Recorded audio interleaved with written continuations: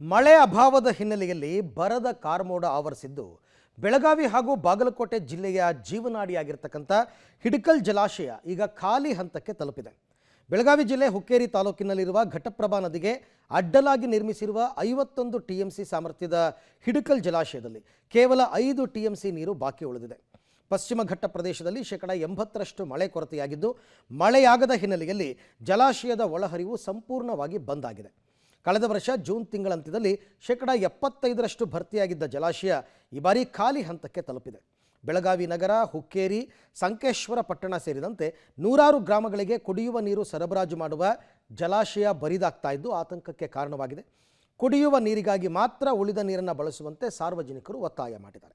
ತಿಂಗಳಾಂತ್ಯದಲ್ಲಿ ಭರ್ತಿಯಾಗಬೇಕಿದ್ದ ಜಲಾಶಯಗಳು ಮಳೆಯ ಅಭಾವದಿಂದ ಖಾಲಿ ಹಂತಕ್ಕೆ ತಲುಪ್ತಾ ಇರುವಂಥದ್ದು. ಸದ್ಯ ನಿಮಗೆ ನಾನು ಬೆಳಗಾವಿ ಜಿಲ್ಲೆ ಹುಕ್ಕೇರಿ ತಾಲೂಕಿನ ಹಿಡಕಲ್ ಜಲಾಶಯದ ದೃಶ್ಯಗಳನ್ನು ತೋರಿಸ್ತಾ ಇದ್ದೀನಿ. 51 TMC ಸಾಮರ್ಥ್ಯದ ಈ ಜಲಾಶಯ ಖಾಲಿ ಹಂತಕ್ಕೆ ತಲುಪಿದೆ. ಅದರಲ್ಲೂ ಕೇವಲ 5 TMCಗಳಷ್ಟು ಮಾತ್ರ ನೀರು ಉಳಿದುಕೊಂಡಿರುವಂಥದ್ದು. ಪ್ರಮುಖವಾಗಿ ಪಶ್ಚಿಮ ಘಟ್ಟ ಪ್ರದೇಶಗಳಲ್ಲಿ 80% ಮಳೆ ಕೊರತೆ ಆಗಿದೆ.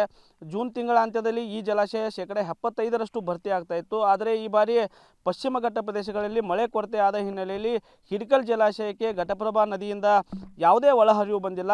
ಹೀಗಾಗಿ ಒಂದು ರೀತಿಯಾದಂಥ ಆತಂಕದ ವಾತಾವರಣ ಘಟಪ್ರಭಾ ನದಿ ನೀರಿನ ಮೇಲೆ, ಅದರಲ್ಲೂ ಹಿಡಕಲ್ ಜಲಾಶಯದ ನೀರಿನ ಮೇಲೆ ಅವಲಂಬಿತರಾದ ಜನರಲ್ಲಿ ನಿರ್ಮಾಣವಾಗಿದೆ.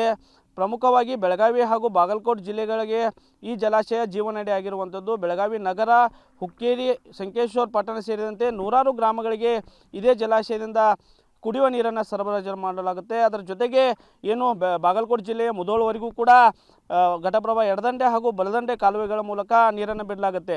ಆದರೆ ಈ ಬಾರಿ ಮಳೆ ಅಭಾವದಿಂದ ಜಲಾಶಯಕ್ಕೆ ಇದುವರೆಗೂ ಯಾವುದೇ ನೀರು ಒಳಹರಿವಾಗಿಲ್ಲ. ಬೇಸಿಗೆ ಕಾಲದಲ್ಲೂ ಕೂಡ ಮಳೆ ಆಗದ ಕಾರಣ ಜಲಾಶಯದಲ್ಲಿ ನೀರಿನ ಪ್ರಮಾಣ ದಿನದಿಂದ ದಿನಕ್ಕೆ ಕುಸಿತಾ ಇದೆ. ಕೇವಲ 5 TMCಗಳಷ್ಟು ಮಾತ್ರ ನೀರು ಉಳಿದುಕೊಂಡಿರುವಂಥದ್ದು. ಹೀಗಾಗಿ ಒಂದು ರೀತಿಯಾದಂಥ ಭಯದ ವಾತಾವರಣ ಈ ಭಾಗದಲ್ಲಿ ಜನರಲ್ಲಿ ನಿರ್ಮಾಣವಾಗಿದೆ. ಹೀಗಾಗಿ ಜನರು ಕೂಡ ಅಧಿಕಾರಿಗಳಲ್ಲಿ ಒತ್ತಾಯ ಮಾಡ್ತಾ ಇದ್ದಾರೆ. ಕೇವಲ ಕುಡಿಯುವ ನೀರಿಗಾಗಿ ಉಳಿದಿರುವಂಥ ನೀರನ್ನು ಬಳಸುವಂತೆ ಒಂದು ರೀತಿಯಂಥ ಒತ್ತಾಯವನ್ನು ಕೂಡ ಮಾಡ್ತಾರೆ. ಇದ್ರ ಬಗ್ಗೆ ಅಧಿಕಾರಿಗಳು ಹಾಗೂ ಸರ್ಕಾರ ಹೇಗೆ ಸ್ಪಂದಿಸುತ್ತೆ ಅನ್ನೋದನ್ನು ಕಾದು ನೋಡಬೇಕಾಗಿದೆ. ಕ್ಯಾಮ್ರಾಮನ್ ಸಚಿನ್ ಜೊತೆ ಚೇತನ್, ಪಬ್ಲಿಕ್ TV, ಚಿಕ್ಕೋಡಿ.